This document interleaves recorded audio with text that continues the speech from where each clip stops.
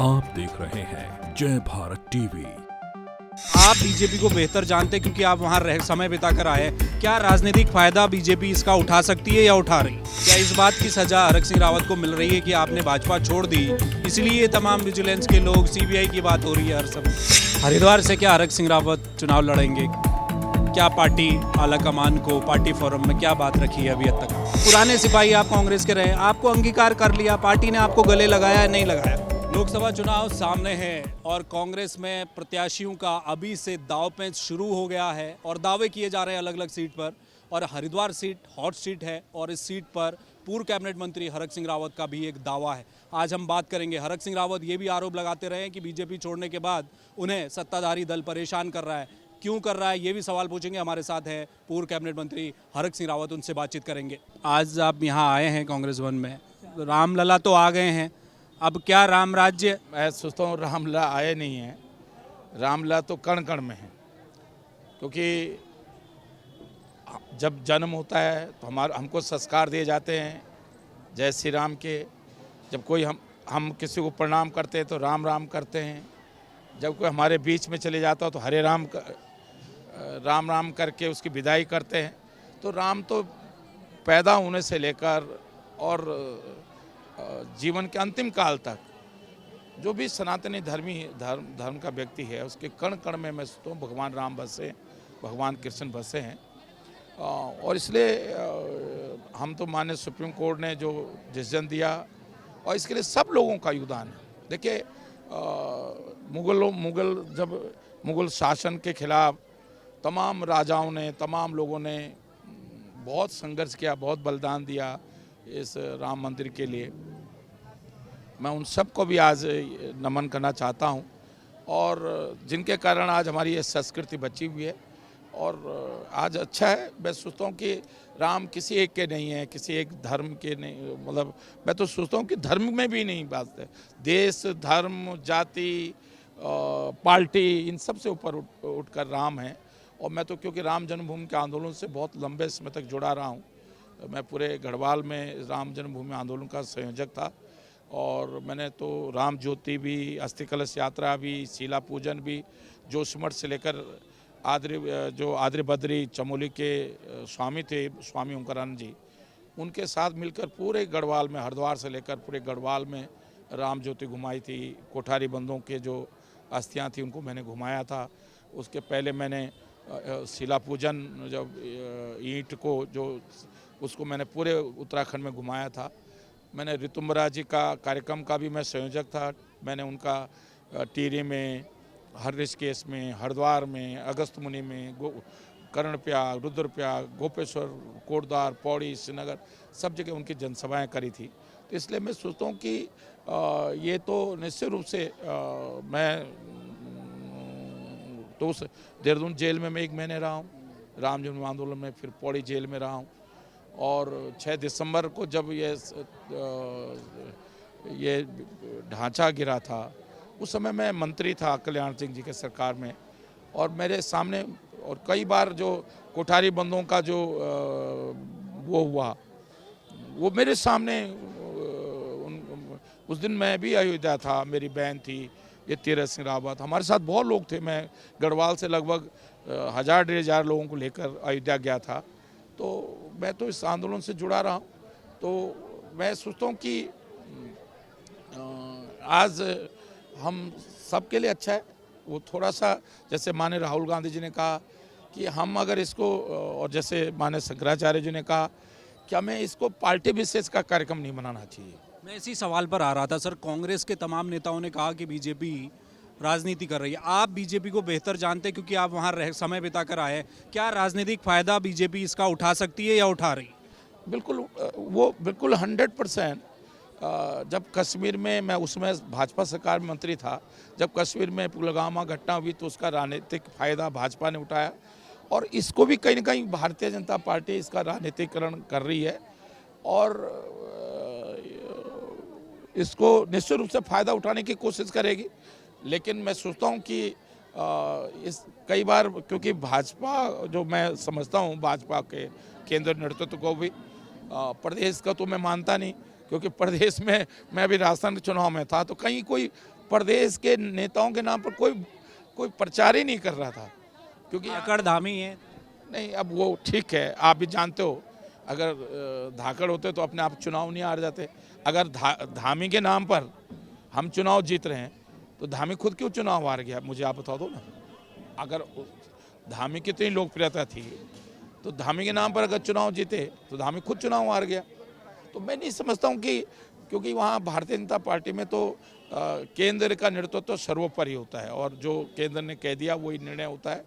और अभी आपने देखा राजस्थान में क्या निर्णय हुआ। तो निश्चित रूप से भारतीय जनता पार्टी इसका राजनीतिक फायदा उठाने की कोशिश करेगी। और मैं क्योंकि मैं राजनीतिक कार्यकर्ता हूँ, ये स्वाभाविक भी है। अगर हम नहीं किसी चीज़ को, किसी का फ़ायदा उठा पाते हैं तो ये हमारी कमजोरी है। मैं तो इसको भाजपा तो करेगी, बुराई नहीं है।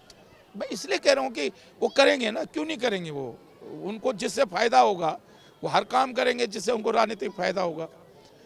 हमें भी वो करना चाहिए जो हम, जिससे देखिए दो चीज़ें हैं, धार्मिक आस्था अपनी जगह और राजनीति अपनी जगह। हमें भी शुद्ध रूप से राजनीति, हम राजनीतिक कार्यकर्ता है, राजनीति करनी चाहिए, इसमें कौन से क्या दिक्कत है। सर मेरा एक सवाल है, जैसे बीच में विजिलेंस की टीम आप तक पहुंच गई, तब आपको क्या परेशान किया जा रहा है? क्या इस बात की सजा हरक सिंह रावत को मिल रही है कि आपने भाजपा छोड़ दी, इसलिए तमाम विजिलेंस के लोग, सीबीआई की बात हो रही है हर समय? क्या लगता है? मुझ पर कोई फ़र्क नहीं पड़ता, क्योंकि इसलिए नहीं फ़र्क पड़ता कि मैंने पहले भी कहा कि अगर मैं 8 जनवरी को मैं मंत्री था जिस दिन आचार संहिता लगी, मैंने 16 जनवरी को मुझे पार्टी से निकाला गया। तो अगर मैं गलत था तो एक दिन पहले भी नहीं हटाया गया ना मुझे मंत्री पद से। तो 8 जनवरी को जिस दिन आचार संहिता लगी उस दिन तक मैं मंत्री था। तो जो भी काम मैंने किए वो भारतीय जनता पार्टी सरकार के मंत्री के रूप में किए।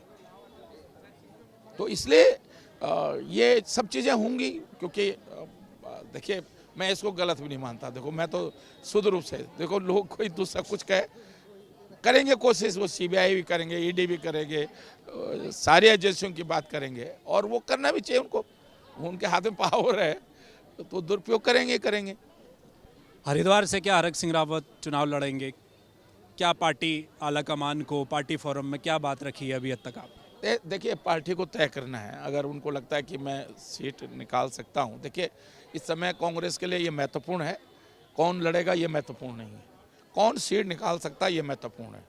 अगर कांग्रेस को लगता है, पार्टी हाईकमान को लगता है कि जो भी निकाल सकता है, अगर वो मुझ पर भरोसा करते हैं, उनको लगता है कि मैं निकालने की स्थिति में हूँ, मैं ज़्यादा मजबूती के साथ चुनाव लड़ सकता हूँ, तो ये पार्टी तय करेगी। और हरीश राव जी लड़ सकते हैं, उनको लड़ा दें, कोई और लड़ना चाहे लड़ा दें, जिसको भी पार्टी सोचती है कि ये मजबूत कैंडिडेट है। रावत साहब तो कई बार कहते हैं सर कि अब मुझे राजनीतिक संन्यास ले लेना चाहिए, तबीयत भी कभी कभी वो इस तरह की बातें करती है। अगर ऐसा होता है तो क्या हरक सिंह रावत का दावा है हरिद्वार सीट पर? नहीं, मैंने पार्टी से कहा है कि अगर आप लड़ाना चाहें तो मैं लड़ने के लिए तैयार हूँ, लेकिन ये पार्टी को तय करना है। महत्वपूर्ण ये नहीं कि हरक सिंह लड़े, कोई और लड़े, महत्वपूर्ण ये है कि हम सीट कैसे निकालें। इस समय जिस दौर से कांग्रेस से समय गुजर रही है, उस दौर में ये जरूरी नहीं कौन चुनाव लड़े, उस दौर में ये जरूरी कि कौन मुकाबला कर सकता है। जीत हार तो बहुत बड़ी बात की बात है, जीत हार तो बहुत बात की बात है। पहले तो ये कि हम आत्मबल होना चाहिए कि हाँ मैं निकाल सकता हूँ, सीट निकालने की स्थिति में हो सकता है, कौन निकाल सकता है ये महत्वपूर्ण है। हरीश रावत ने कहा कि ये उजाड़ बलदे हैं। पहले जब आप पार्टी में आ गए उन्होंने कहा कि बाहर लाके हरक सिंह रावत को खूंटे से बांध दिया कांग्रेस के बाहर। आपको लगता है कि पुराने सिपाही आप कांग्रेस के रहे, आपको अंगीकार कर लिया, पार्टी ने आपको गले लगाया या नहीं लगाया? देखिए पार्टी ने मुझे एससीसी का मेंबर बनाया, अभी पार्टी ने मुझे स्टेट कोऑर्डिनेटर बनाया राजस्थान चुनावों का। आप सोचिए ना,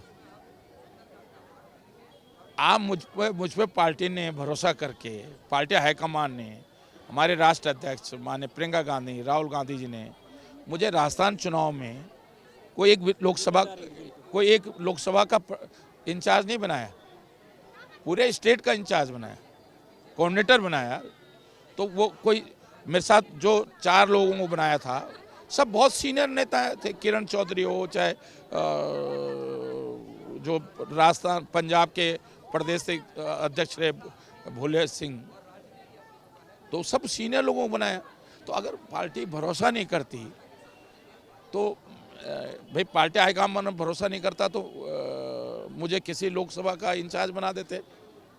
आखिर कहीं ना कहीं स्टेट लेवल की चुनाव की जिम्मेदारी देना, और मैंने पूरी तरह ईमानदारी के साथ वहाँ काम किया और उसका फायदा कुछ सीटों पर हुआ।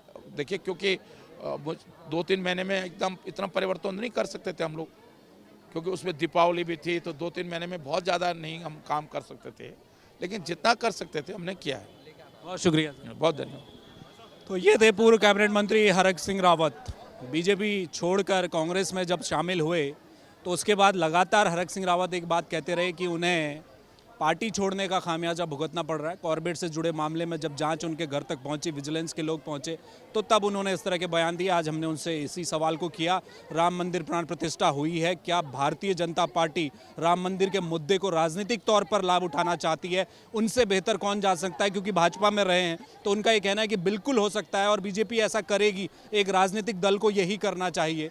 और जहाँ तक चुनाव लड़ने की बात है लोकसभा सीट हरिद्वार से, तो हरक सिंह रावत ने कहा कि मैं तैयार हूं और अब पार्टी को तय करना है कि उन्हें जीतने वाले कैंडिडेट को मैदान में उतारना है या किसी और को। ये इशारा पूर्व मुख्यमंत्री हरीश रावत की ओर भी है। कैमरामैन मयूर उपाध्याय के साथ हेम भट्ट, जय भारत टीवी।